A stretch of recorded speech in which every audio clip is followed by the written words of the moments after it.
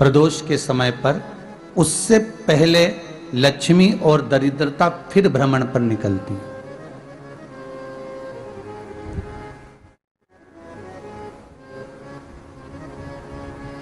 शिव भ्रमण कर कर जब वापिस आ जाते हैं, हिंदू धर्म में पीपल के वृक्ष की जो गणना वराह पुराण में करी गई है, 4 बजे से 7 बजे तक शिव के भ्रमण का समय बताया है शाम को। तो 7 बजे से लेकर फिर रात्रि 9 बजे तक लक्ष्मी और दरिद्रता फिर भ्रमण पर जाती है। इनका एक समय निश्चित है महाराज। भ्रमण कर कर आ जाना। अब इस बीच में जब लक्ष्मी और दरिद्रता दोनों निकल कर जा रही हैं, तो दोनों एक भाव रख कर जाती हैं कि आज हमको कहां प्रवेश करना।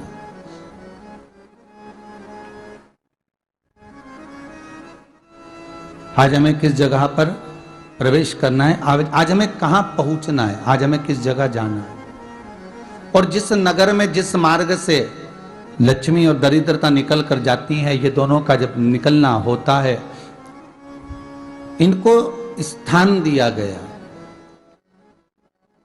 जहां पर स्वच्छता हो, घर के दरवाजे पर रंगोली डली हुई हो, द्वार पर जल छीटा गया हो। महाराज, उस द्वार पर लक्ष्मी प्रवेश करती है तो दरिद्रता भी जाने लगती है अंदर। जब दरिद्रता अंदर जाने लगती है तो लक्ष्मी उसको रोक देती है। पहले मैं देखकर आती हूं कि तेरे लिए स्थान है कि नहीं है, तू यहां रुक।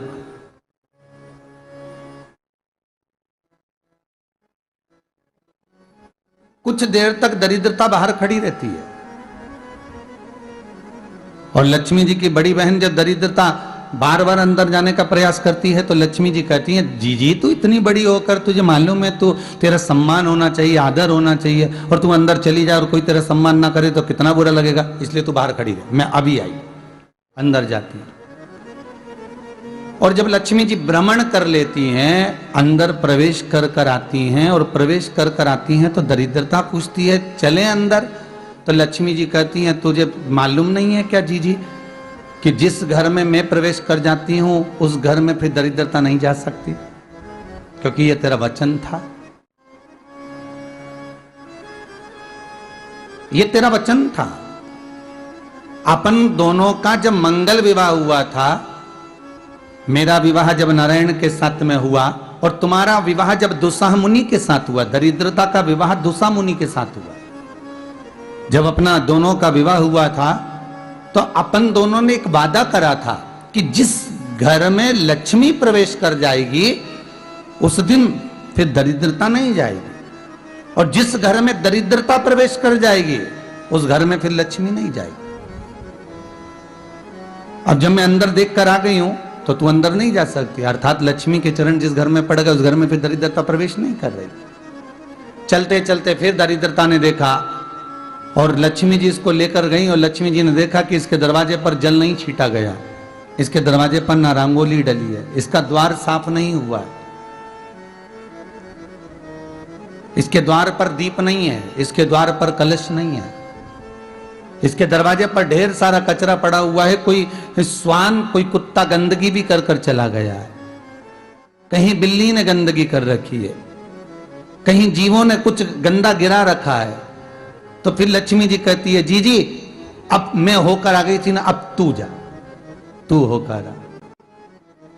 और दरिद्रता प्रवेश करती है तो अंदर जाकर क्या देखती है दरिद्रता कि इतनी सवेरे से मैं घूमने इनके दरवाजे पर आई और ये तो सब चादर तान के चकाचक गुर्राटा भर भर कर सो रहे हैं।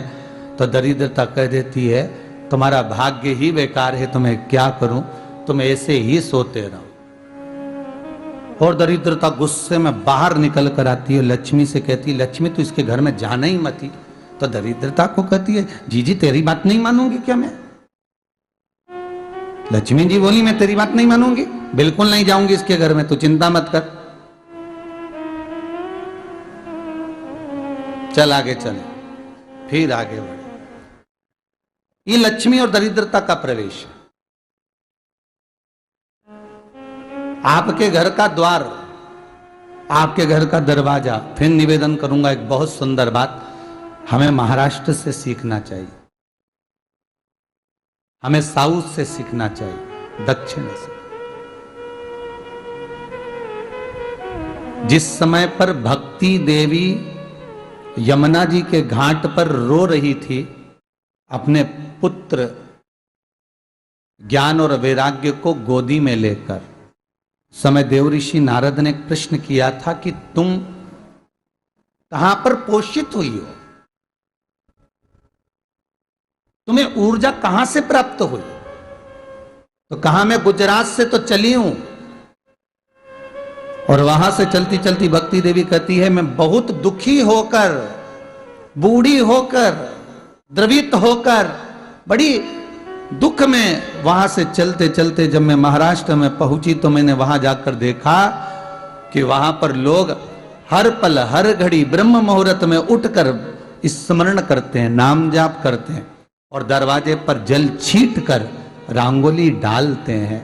तो कह रही है कि वहां पर मैं थोड़ी अवस्थावान होने लगी, वहां मुझे अच्छा लगने लगा। फिर जब मैं और आगे पड़ी, दक्षिण में जब पहुंची, वहां पर जाकर मैंने देखा कि सुबह से उठकर मंगलाचरण, मंगला स्तोत्र और वेदों की ध्वनि होने लगी। वहां पर मैं और आनंदित हो गई।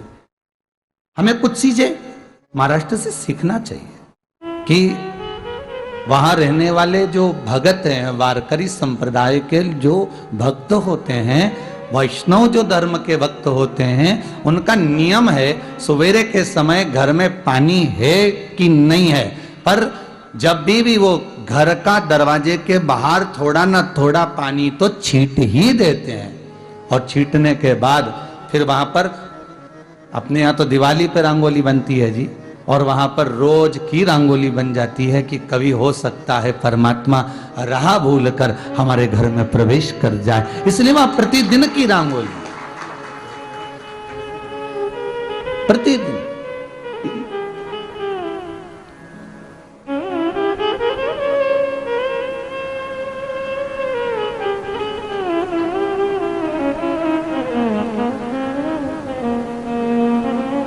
हमें सीखना चाहिए थोड़ा सा। आज के जमाने में तो बहू अपने कमरे की झाड़ू लगा ले, वो ही बहुत बड़ी बात है। हो खड़ी खड़ी बहू ये देखती रहेगी कि नौकरानी सही से झाड़ू लगा रही, वहां से लगा के लाओ, इधर से हेड के ले जाओ, वहां से कचरा सोरो, वहां से पोछा लगाओ। खड़ी रहेगी, उंगली से बताती रहेगी, पर इतना नहीं बनेगा कि सेविका से, नौकरानी से, दासी से कह दे कि तू मम्मी पापा के कमरे की लगा ले, मैं मेरे कमरे की लगा लूंगी, तू जा उधर।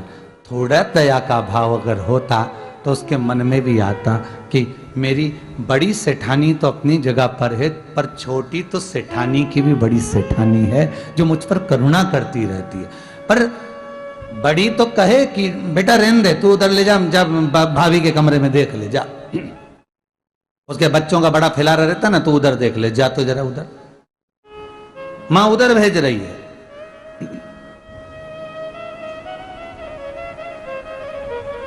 थोड़ा सेवा का भाव हमारे भीतर हो।